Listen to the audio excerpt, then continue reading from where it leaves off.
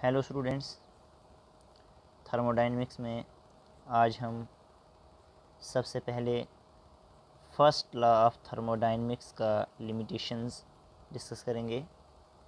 After that हम जो है एंथैल्पी के बारे में पढ़ेंगे। Enthalpy, right. तो सबसे पहले फर्स्ट लॉ ऑफ थर्मोडायनेमिक्स की क्या लिमिटेशंस हैं। फर्स्ट लॉ ऑफ थर्मोडायनेमिक्स जो है, it fails to explain the extent and direction of the convertibility of matter.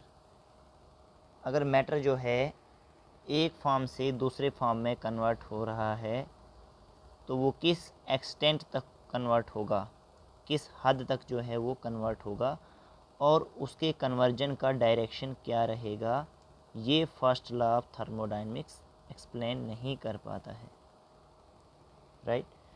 Second जो इसका लिमिटेशन है, it fails to explain how much heat energy would be transferred from one system to another।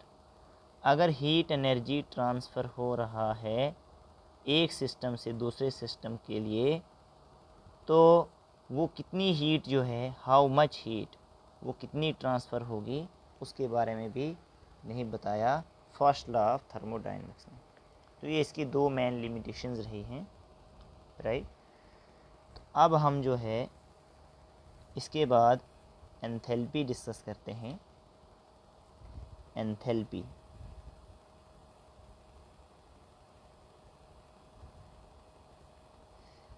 सबसे पहले enthalpy को हम capital H से represent करते हैं, राइट। तो एंथैल्पी क्या है हमारे पास, ये भी एक टाइप का हीट चेंज होता है, but this heat change occurs at constant pressure. Heat change at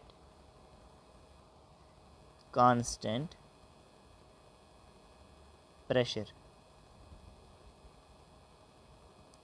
heat change at constant pressure। तो जो एंथैल्पी होता है ये सिस्टम का टोटल हीट कंटेंट होता है, right. I can say it is the total heat content of the system at constant pressure, right. और enthalpy को हम, जो कि H है, it is also the sum of internal energy and the product of pressure volume work. It is the sum of internal energy and, right, the product of pressure and volume work, right। तो product of pressure and volume को मैं ऐसे लिखूँगा PV। हम enthalpy को जो है इस तरीके से भी डिफाइन करते हैं, right. Enthalpy it is also defined as the sum of internal energy and the product of pressure volume work, right. जो एंथैल्पी है ये भी हमारे पास क्या है, एक एक्सटेंसिव प्रॉपर्टी होती है, राइट। आई कैन से ये क्या है, हमारे पास एक एक्सटेंसिव प्रॉपर्टी होती है। जैसे कि हमने कहा था कि एक्सटेंसिव प्रॉपर्टी जो है it depends on the content of matter in the system. ये मैटर के ऊपर डिपेंड करता है कि मैटर का कंटेंट क्या है, राइट। तो इंटरनल एनर्जी की तरह जो एंथैल्पी है it is also a state function. ये भी क्या है, स्टेट फंक्शन है। It is also a state function, right. Means कि it also depends on the initial and final position. Delta H change in enthalpy, that is final enthalpy minus initial enthalpy, H2 minus H1, right। तो जिस तरह से हम internal energy की absolute value find नहीं कर सकते हैं, इस तरीके से एंथैल्पी की भी एब्सोल्यूट वैल्यू फाइंड नहीं की जा सकती, right. This is very important point. Absolute value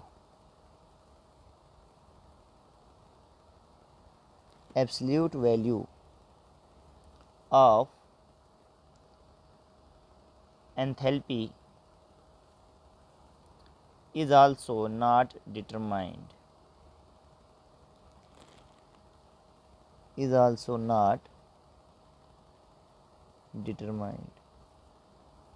just like the internal energy, right।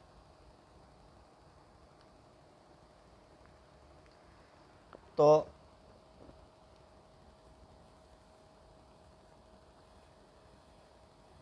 जो हमारे पास चेंज इन एंथैल्पी है, it's equation will be given by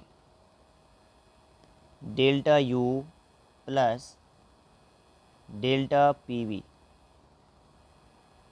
इस तरीके से हम लिखेंगे, लेकिन ये इक्वेशन हम तब ही लिख सकते हैं जब प्रेशर और वॉल्यूम दोनों वेरिएबल होंगे। Pressure and volume both are variable,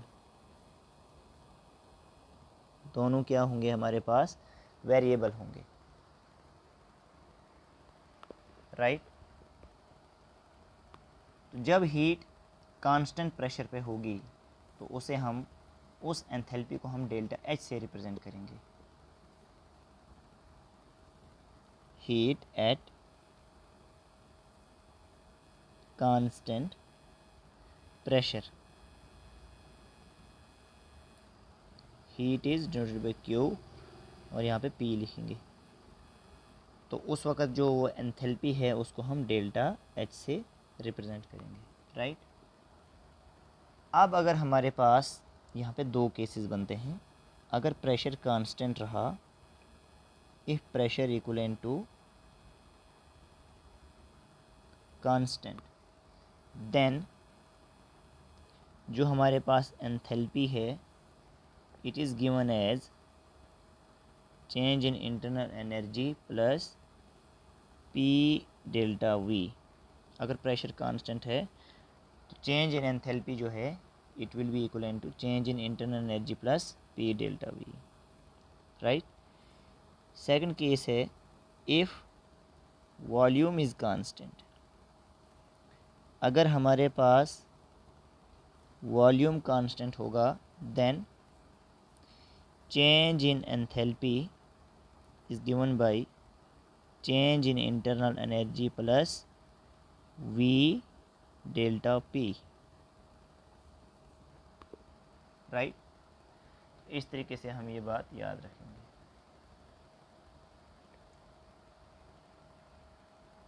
अब हमारे पास जो एंथैल्पी है इसकी वैल्यू नेगेटिव होगी एक्सोथर्मिक रिएक्शंस के लिए, right. Change in enthalpy it's value will be positive, right, for exothermic reaction. Exothermic reaction के लिए वैल्यू क्या होगी, पॉजिटिव होगी, exothermic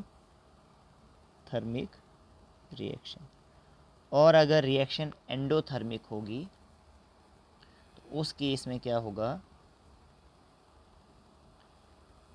delta H it will be negative for endothermic reaction,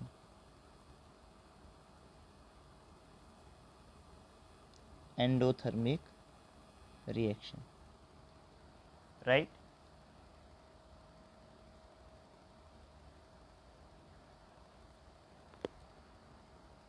तो अब हम जो है रिलेशन देखेंगे, रिलेशन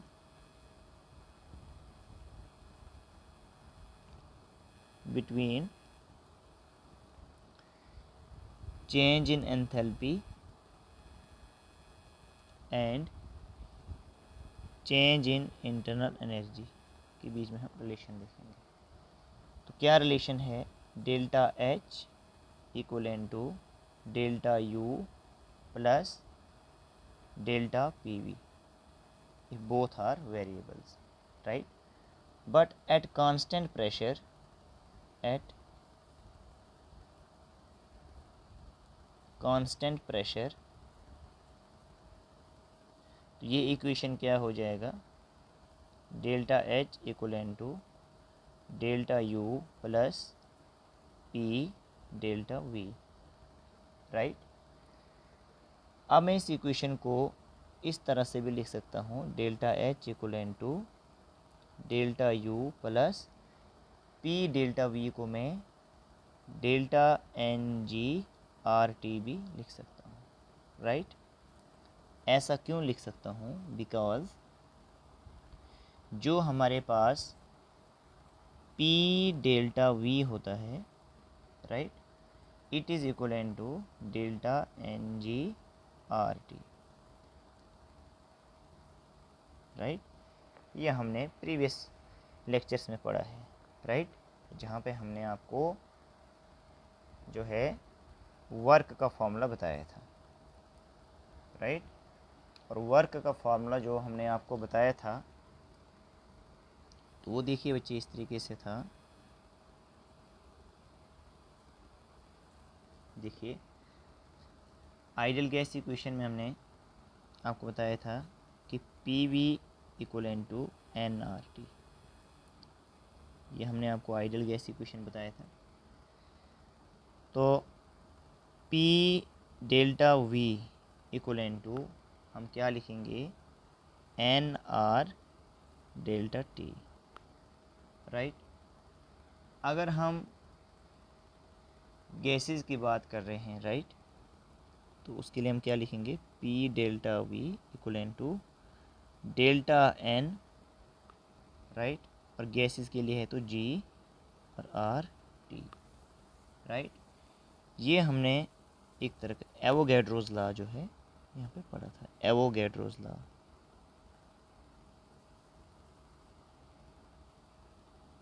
एवोगैड्रोस लॉ।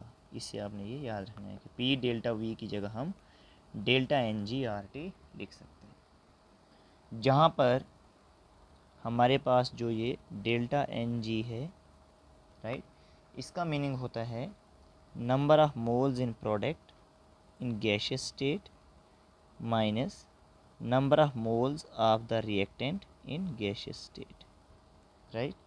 ये हमारे पास डेल्टा एन जी का फॉर्मूला होता है, change in number of moles. Delta n g का मतलब है change in number of moles in the gaseous state. This is the number of moles, right?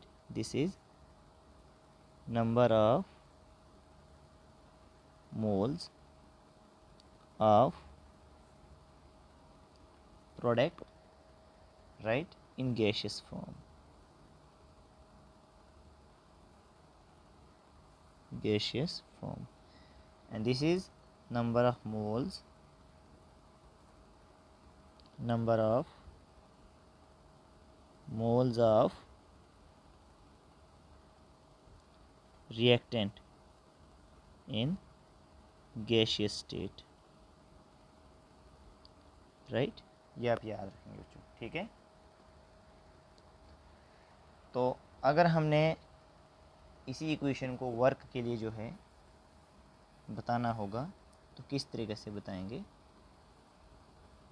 देखिए हमने पढ़ा था वर्क के लिए formula W equal to minus P, right, P external delta V, right? अब देखिए पी डेल्टा वी की जगह हम क्या लिख सकते हैं? हम लिख सकते हैं n R delta T, right? और जब नंबर ऑफ मोल्स चेंज होंगे तो हम क्या फॉर्मूला लिखेंगे?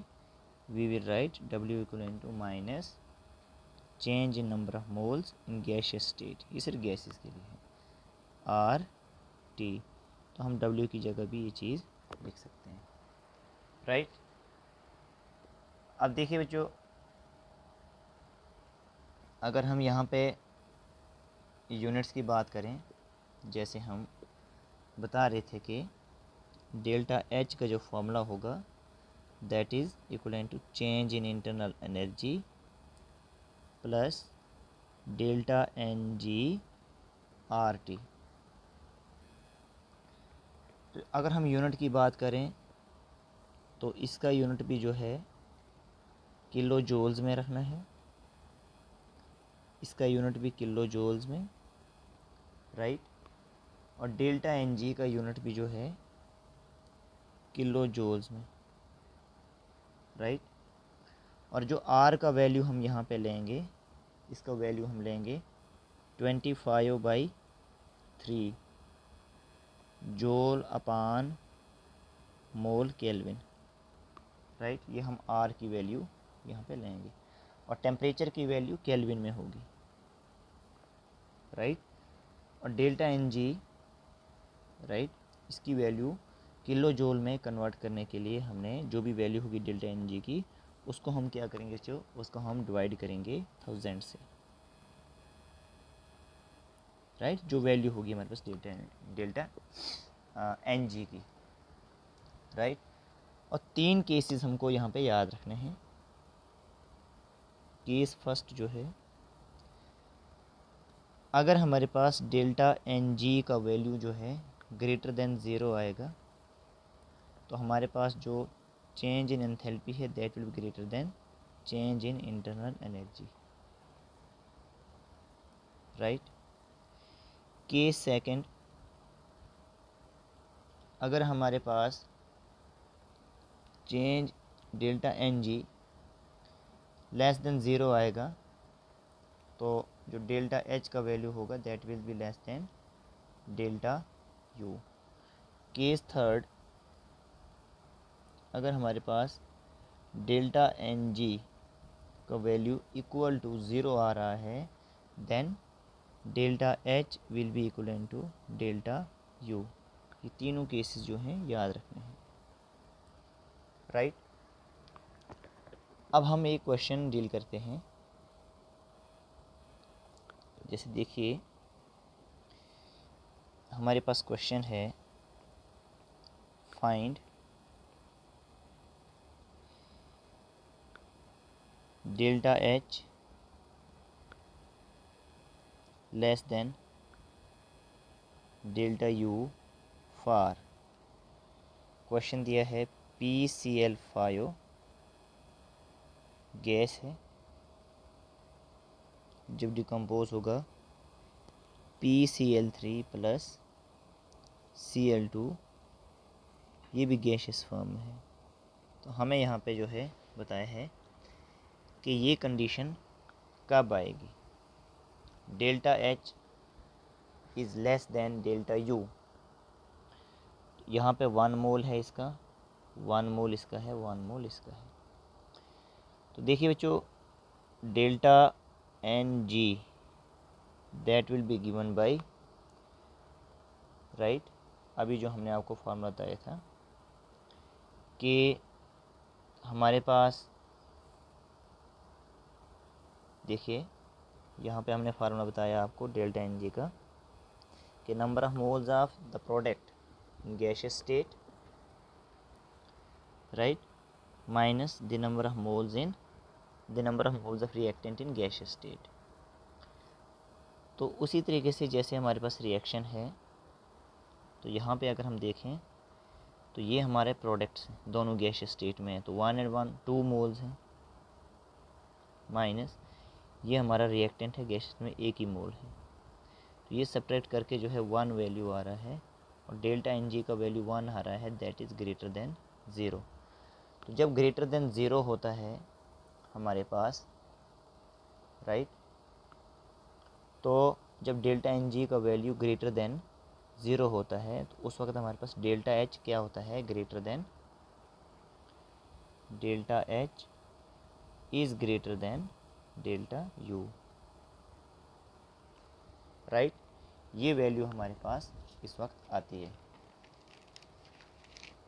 अब जैसे हम नेक्स्ट पार्ट देखेंगे, जैसे नेक्स्ट पार्ट की बात करते हैं बच्चे, जैसे बी पार्ट है, calcium carbonate CaCO3 solid state में है। जब इसका डिकम्पोजिशन हो तो कैल्शियम ऑक्साइड बनेगा जो कि सॉलिड स्टेट में है, प्लस कार्बन डाइऑक्साइड क्या बनेगा, गैस बनेगा, राइट। अगर हम इसके लिए डेल्टा Ng का वैल्यू करें, राइट, फाइंड, तो number of moles of reactant in gaseous state, एक यहाँ पे है, ये नहीं आएगा, ये भी नहीं आएगा, तो 1 - 0 = 1 which is also greater than 0, right. तो इस तरीके से जो है हम फाइंड कर सकते हैं। जब हम डेल्टा Ng का वैल्यू फाइंड करेंगे तो हम बता सकते हैं अपने क्वेश्चंस का आंसर। अब देखिए हमारे पास जो है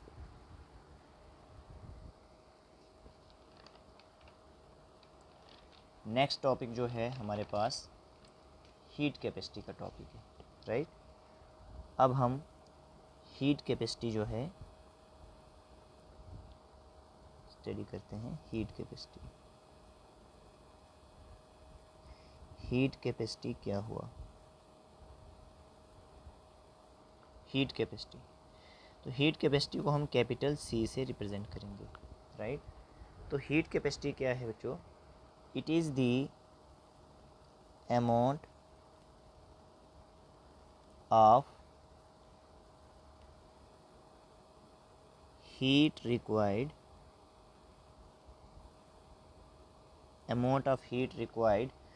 to raise the temperature, increase भी लिख सकते हैं, to raise the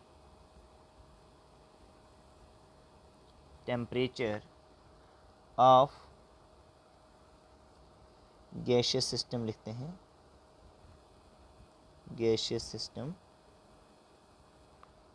by 1 degree Celsius.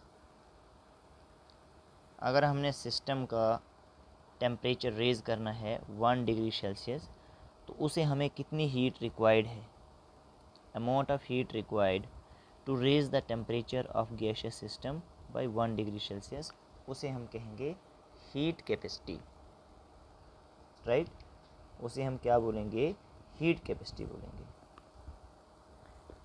अब हीट कैपेसिटी को हम मैथमेटिकली कैसे लिखेंगे, heat capacity C = amount of heat required, तो हीट को हम Q से रिप्रेजेंट करते हैं और कितनी हीट हमको चाहिए प्लस Q, राइट।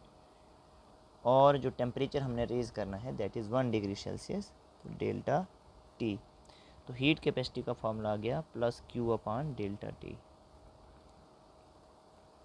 राइट। तो हीट कैपेसिटी का हमारे पास ये फॉर्मूला आ गया। अगर हमारे पास टर्म हो molar heat capacity, molar heat capacity,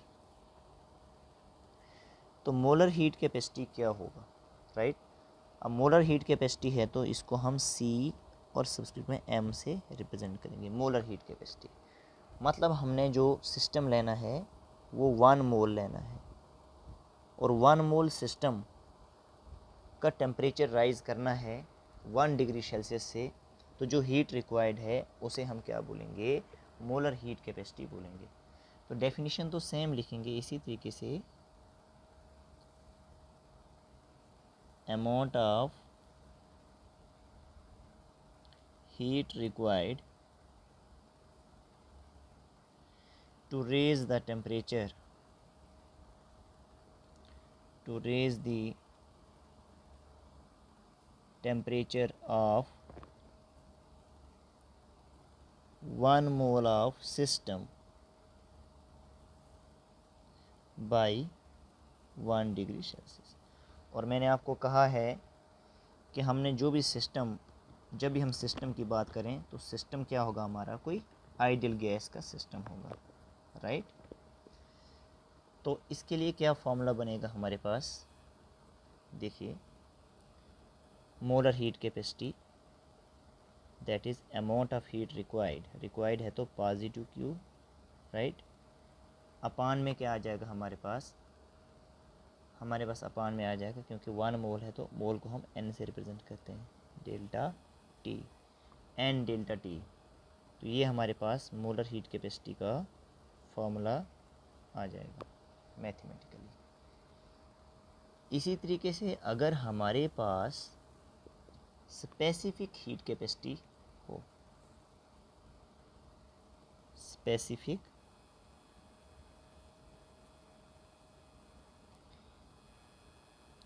heat capacity, इसे हम कैसे रिप्रेजेंट करेंगे, हीट कैपेसिटी C और स्पेसिफिक को S से लिखेंगे, heat capacity, specific heat capacity. तो स्पेसिफिक हीट कैपेसिटी को हम किस तरीके से डिफाइन करेंगे कि amount of heat required, amount of heat required to raise the temperature, to raise the temperature of 1 gram of substance, ये चेंज आपको लाना है, 1 gram of substance by 1 degree Celsius। उस हीट कैपेसिटी को हम बोलेंगे specific heat capacity, amount of heat required plus Q divide by, अब 1 gram is मास है तो हम जो है यहाँ पे मास के लिए W लिखेंगे और delta T amount of heat required, ठीक है। तो 1 ग्राम ऑफ सबस्टेंस का जो हमने टेम्परेचर राइज करना है 1 डिग्री सेल्सियस से, राइट। तो ये हमारे पास फॉर्मूला आ जाएगा मैथमेटिकली, ओके। अगर हमने हीट कैपेसिटी की बात करनी है कांस्टेंट प्रेशर पे, तो उस टर्म को हम कैसे रिप्रेजेंट करेंगे, देखिए, heat capacity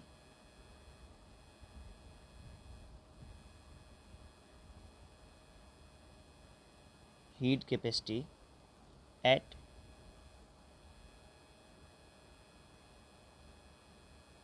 constant pressure, heat capacity at constant pressure, that is CP, heat capacity at constant pressure। तो सेम डेफिनेशन है, हमने एडिशन क्या करनी है, एट कांस्टेंट प्रेशर लिखना है, right. Amount of heat required to raise the temperature of system, to raise the temperature of system by 1 degree Celsius at constant pressure, तो उसे हम, उस हीट कैपेसिटी को हम बोलेंगे heat capacity at constant pressure. Mathematically कैसे लिखेंगे, heat capacity at constant pressure amount of heat required plus q, upon में क्या लिखेंगे हम, डेल्टा टी, राइट। ये हमारे पास फॉर्मूला आ जाएगा। इसी तरीके से अगर मुझे जो है heat capacity, molar heat capacity at constant pressure लिखना है, right, molar heat capacity at constant pressure, तो मैं एम भी लगाऊंगा साथ में, CPM, that is molar heat capacity, molar heat capacity at constant pressure, molar heat capacity at constant pressure. तो same है ये definition, amount of heat required to raise the temperature of 1 mole of the system by 1 degree Celsius eight constant pressure, right. आपने लिखना है 1 mole of the substance. तो उसके लिए क्या फॉर्मूला बन जाएगा हमारे पास, molar heat capacity at constant pressure is equal to amount of heat required, right, divided by 1 mole है तो n डेल्टा टी, राइट। इसी तरीके से अगर हमें specific heat capacity at constant pressure की बात करनी है, right, specific heat capacity at constant pressure, specific heat capacity at constant pressure, right. तो जब स्पेसिफिक वर्ड आ जाए तो हम 1 ग्राम ऑफ द सिस्टम के लिए इस बात को डिफाइन करते हैं, राइट। तो CPS that is amount of heat required, right, 1 gram of the substance, तो उसको हम क्या लिखेंगे, वेट, और टेम्परेचर कितना राइज करना है 1 डिग्री सेल्सियस, राइट। तो ये हमारे पास फॉर्मूला आ जाएगा इसका, ओके। अब देखिए अगर हमने heat capacity at constant volume की बात करनी है, right, that is CV, heat capacity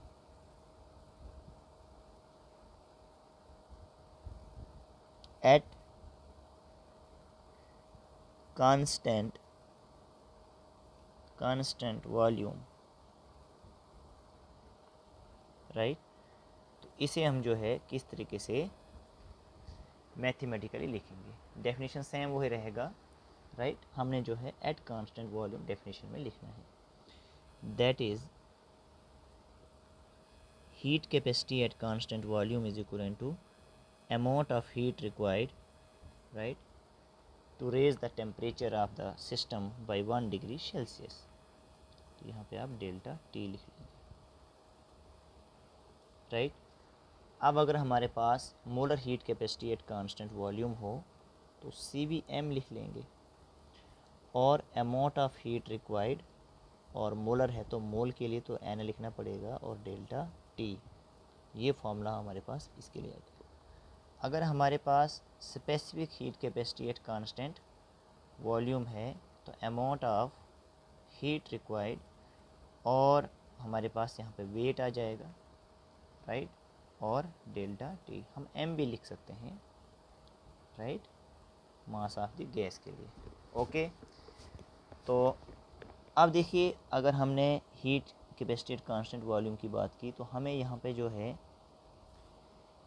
Q के साथ V लिखना है, यहाँ पे भी Q के साथ V लिखना है, और यहाँ पे भी Q के साथ V लिखना है, राइट। और डेफिनेशंस में हमने जैसे एट कांस्टेंट प्रेशर लिखा ऐसे ही एट कांस्टेंट वॉल्यूम लिखना है, और हमारा सेम रहेगा, ओके। अब देखिए बच्चे, एक रिलेशन है,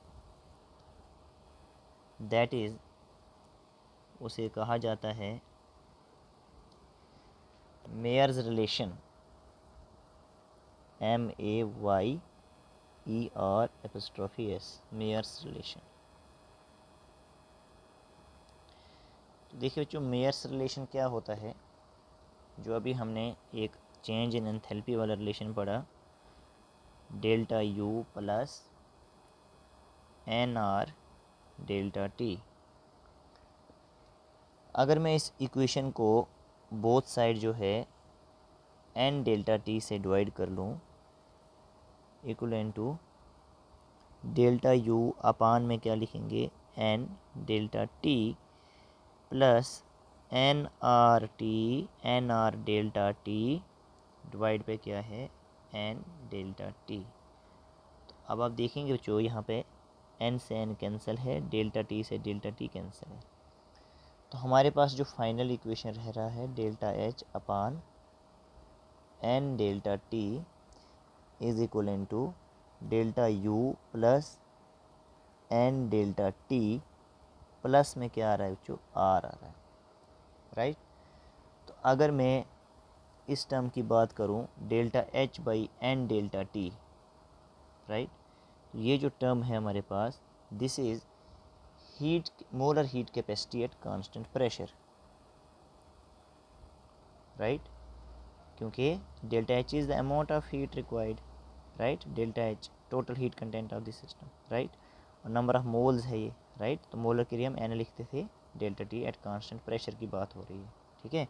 और एच होता ही है हमारे पास जो एंथैल्पी है, हमारे पास जो है total heat content of the system at constant pressure होता है, राइट।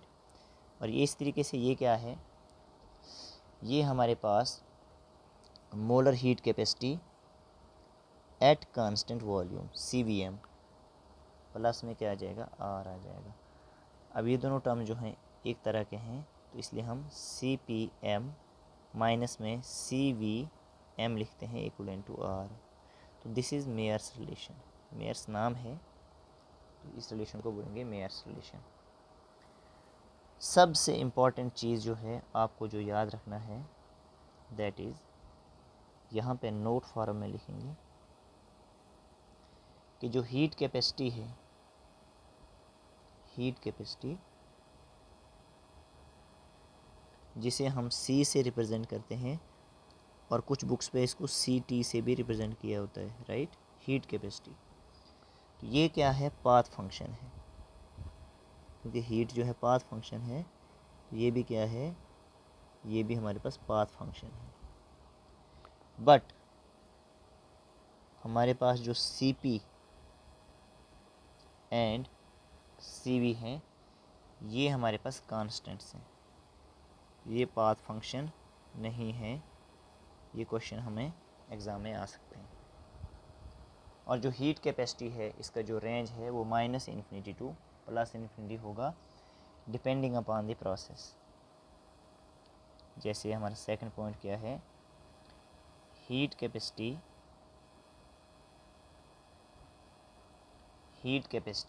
may vary from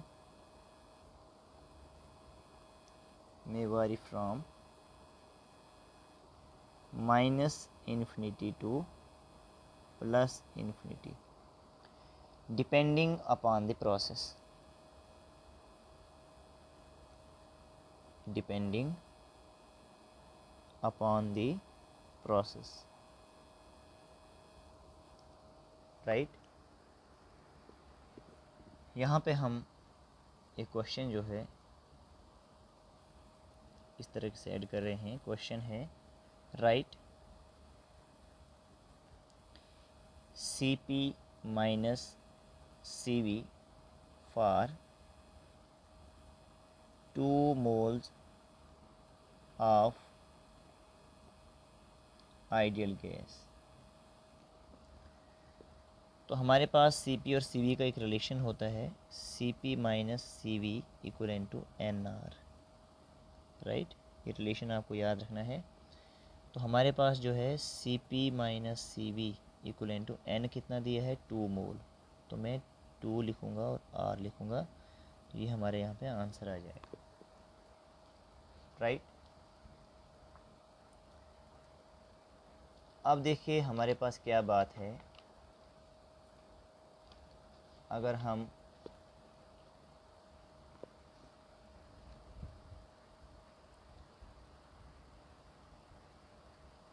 इस चेंज इन एंथैल्पी और change in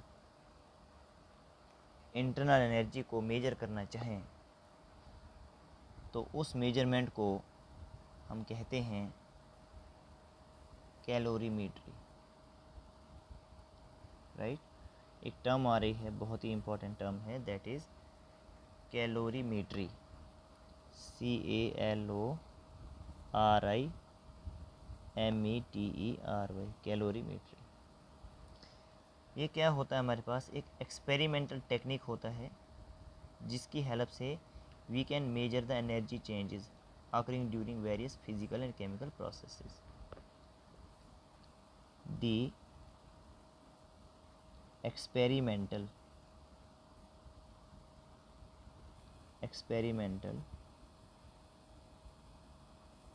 technique. Experimental technique है with the help of which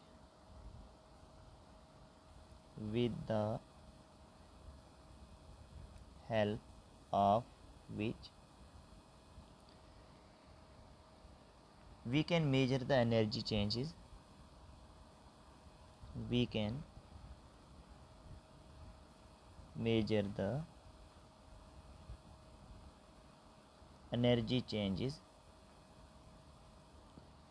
right, during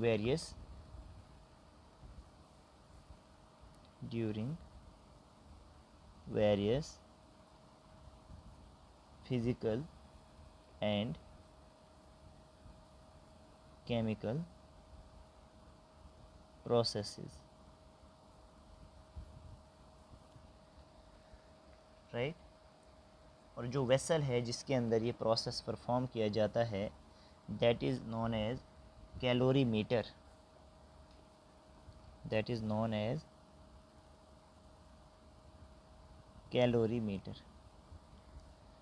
right.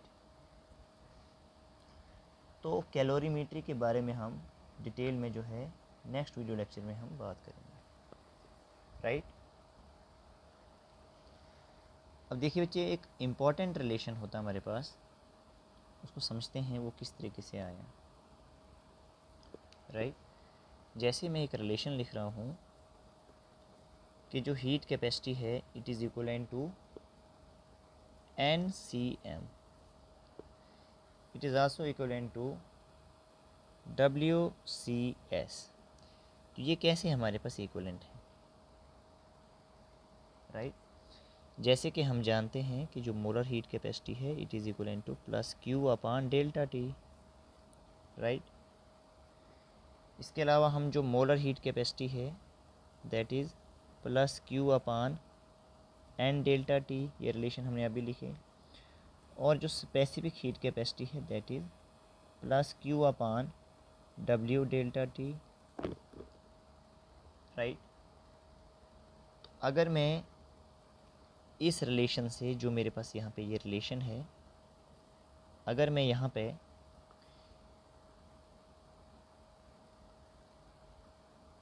N को जो है CM के साथ लाऊं, NCM, तो ये बन जाएगा Q अपान में डेल्टा T। अगर मैं यहाँ पे W को CS के साथ लाऊं, WCS, ये बन जाएगा Q अपान में डेल्टा T। अब देखिए बच्चों, Q अपान में डेल्टा T जो है इट इज़ C, Q अपान में डेल्टा T ये किसके बराबर है, C के बराबर है। तो जो C है ये किसके बराबर है, NCM, राइट। जो ये C है ये किसके बराबर है, WCS। तो इसीलिए ये हमारे पास इक्वल है, इस तरीके से रिलेशन आ सकता है, राइट। अब देखिए हमारे पास अगर हम एडियाबैटिक प्रोसेस की बात करें, अगर हम एडियाबैटिक प्रोसेस की बात करें,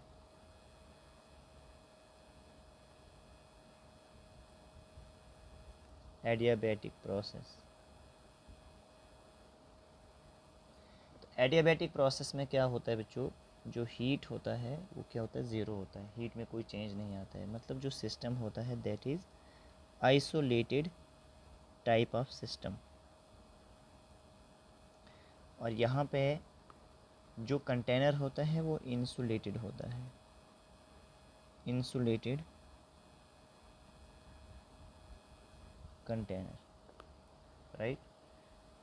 जो हमारे पास डेल्टा U है that is equivalent to Q plus W, ये हमने पढ़ा थर्मोडायनेमिक्स से फर्स्ट लॉ से। अगर हमारे पास Q ज़ीरो है तो विच इम्प्लाइज जो डेल्टा U है वो हमारे पास W के बराबर आ जाएगा। और ये किस केस में होगा, जब प्रोसेस एडियाबैटिक होगा तो WAD लिखना पड़ेगा, जब प्रोसेस एडियाबैटिक होगा। तो अब देखिए जो हमारे पास प्रोसेस जो है राइट वर्क डन का ड्यूरिंग एडियाबैटिक प्रोसेस, तो जो डेल्टा यू है राइट, तो इसे मैं जो है यहाँ पे लिखूँगा N C V M right delta T, N C V M delta T right, molar heat capacity at constant volume right, and delta T. इस तरीके से मैं इसे रिप्रेजेंट करूँगा राइट। तो इस वीडियो लेक्चर में हम यहीं पे स्टॉप करते हैं। Okay, thank you.